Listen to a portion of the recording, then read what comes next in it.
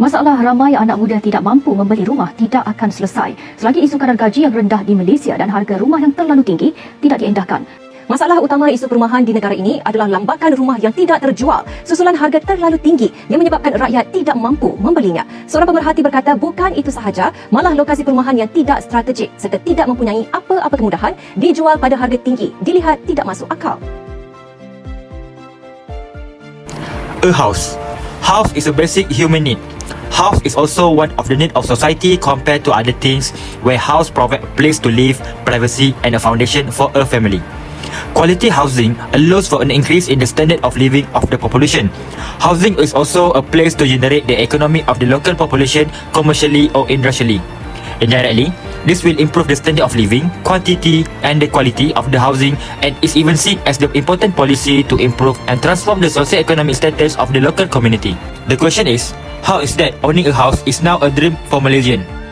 Now, the crisis that hitting Malaysia is the problem of house price that are not comparable to the average household income. Over the last 2 decades, house price have skyrocketed and widened the gap with the average household income. In this documentary, let me express what the issue for own a house.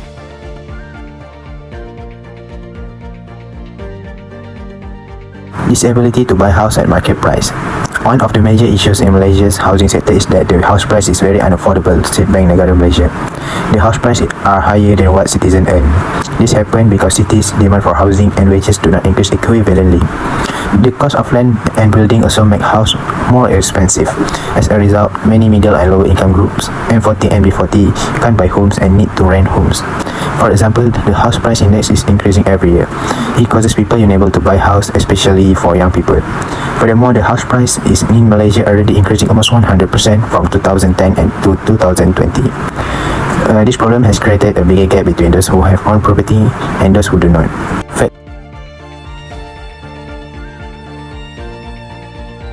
Factor of issue. Due to household income does not parallel with house price. House price exceeding household income levels create a major obstacle which prevents Malaysians from becoming homes owner. Basically, annual median income is much lower than median house price that make people cannot afford to buy house. For instance, annual median income in 2002 is 24,588 ringgit Malaysia and the median house price is 100,000 ringgit Malaysia. Median house price amount is increased a lot every 2 years than the annual median income that only increased with a small difference every 2 years. For example, median house price in 2016 is 313,000 ringgit Malaysia, which is increased a lot than median house price in 2014, which is 242,000 ringgit Malaysia. As for affordability itself, Bank Negara Malaysia defines housing affordability based on 2 criteria, which the housing cost should not exceed 30% of an individual's gross monthly income and price to income ratio should remain below 3.0. However, the ratio exceeded the benchmark, reaching more than 4.3 in 2022.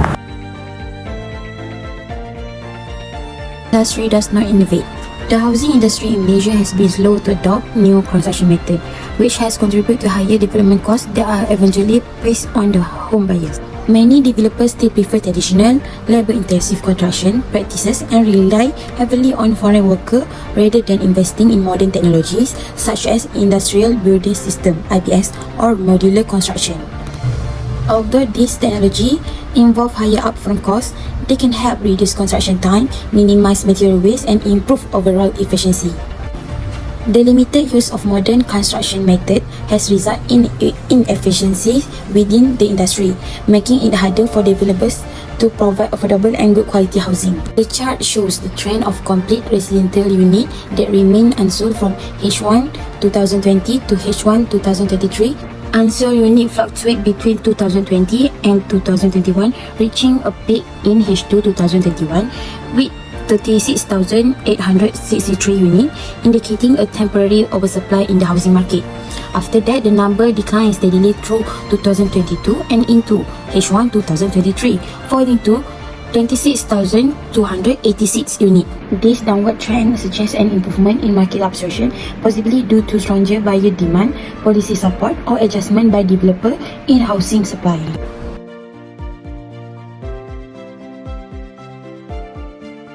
Housing project. The Malaysian government has initiated public housing program to provide the low and middle income population with access to comfortable and affordable housing. PPR, which stands for Program Perumahan Rakyat, is one of the principal program initiative by the Department of Nation Housing (JPN) under the Ministry of Housing and Local Government Affordability. This program aims at house quarter and helping the B40 marginalized group. PPR has two forms, owned and rented. PPR owned allow customer to purchase home at subsidized government rates, and PPR rented allow tenant to rent home at low monthly rate ranging from 124 ringgit a month. Each PPR shelter has a minimum size of 700 suite feet and consists of 3 bedrooms, a living room, a kitchen, 2 bedrooms, and extra community facility such as a community hall, surau, kindergarten, and playground. According to a report by Utusan Malaysia City, the answer of the Ministry of Housing and Local Government in Parliament, a total of 91206 people housing program PPR housing unit have been complete and handed over to state government through Malaysia of June 30, 2025, with 98% of their occupied. Another significant housing program initiative by the government is the Program Perumahan Rakyat Sejahtera, and this program is administered by the Ministry of Rural and Rural Development.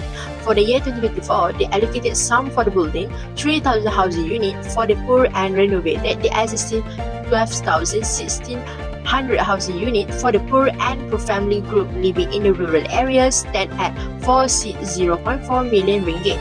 Initially, this program had the name PPRT. Next, the Rumah Mesra Rakyat (RMR) is initiative organized by Syarikat Perumahan Negara Berhad and is geared toward those earning between 750 ringgit and 5,000 monthly, with land but cannot afford to construct a basic housing. A total of 70,773 housing units are ready to be built under the RMR program across Malaysia. This initiative offers a subsidy for those applying and repay the balance at low monthly fees. Most applications for new housing are done online by using the Tentu portal at KPKT and SPNB website.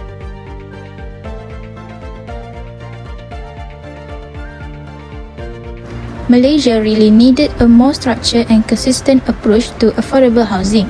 And because of that, the government introduced the National Affordable Housing Policy or DRMM. Basically, the RMM is a sub-policy under the National Housing Policy, and it was created to set clear standards, specifications, and price limits for affordable housing. The main reason the RMM was introduced is because house prices were rising much faster than household incomes, which made it harder for many families to buy a house. Based on the data from 2016 to 2024, we can see the mismatch between house prices and income growth. During that period, average house prices were close to 400,000 ringgit and it kept rising, reaching nearly 500,000 ringgit. Meanwhile, the average income increasing steadily from 2,657 ringgit to 3,652 ringgit throughout the years. So, clearly, house prices were growing way faster than incomes, and this imbalance is what pushed the government to strengthen policies like the RMM.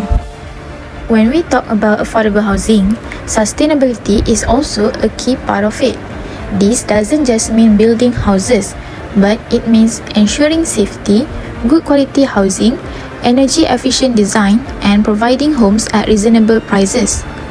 Sustainable housing also means living in an area with access to jobs, transportations, schools, shops, and healthcare services. The RMM primarily targets low and middle income households to make sure they also have a fair chance to own a home. And when developing these houses, the government doesn't just look at the selling price, but also at the long-term maintenance cost, so that the houses remain affordable even after purchase. Under the RMM, there are several projects that many of us are familiar with, such as Program Perumahan Rakyat, Perumahan Rakyat 1 Malaysia, Rumah Mesra Rakyat 1 Malaysia, Perumahan Penjawat Awam 1 Malaysia, and Rumah Idaman Rakyat.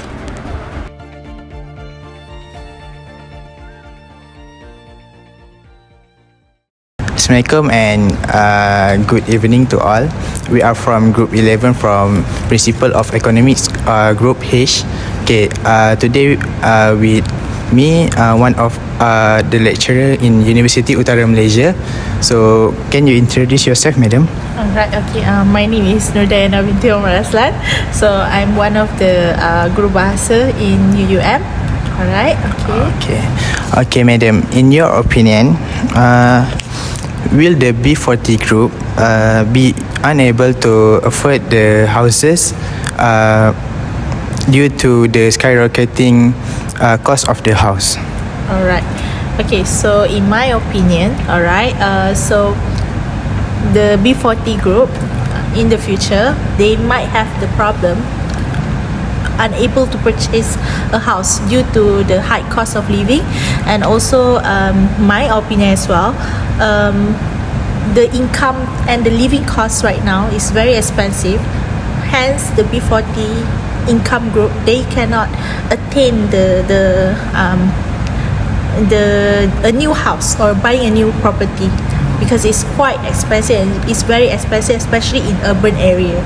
If in rural area, it's possible for them to buy a house or own a house, but that one should be rent or not owning the property yet.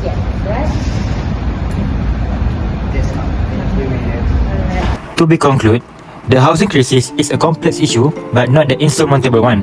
Various problems arise in owning your home, such as a rising price of building materials, household income that are not in line with house price, and the problem of unsold house. However, government initiatives have developed a number of housing change agenda to address this issue, including the National Housing Policy (DRN 2018-2025) and the National Affordable Housing Policy (DRMM), along with local government housing initiatives like PPR, PPRS, and Rumah Mesra Rakyat. However, due to ongoing rise in home costs, it is evident that there continues to be pressing need for further developing a means of addressing the crisis of house affordability in Malaysia.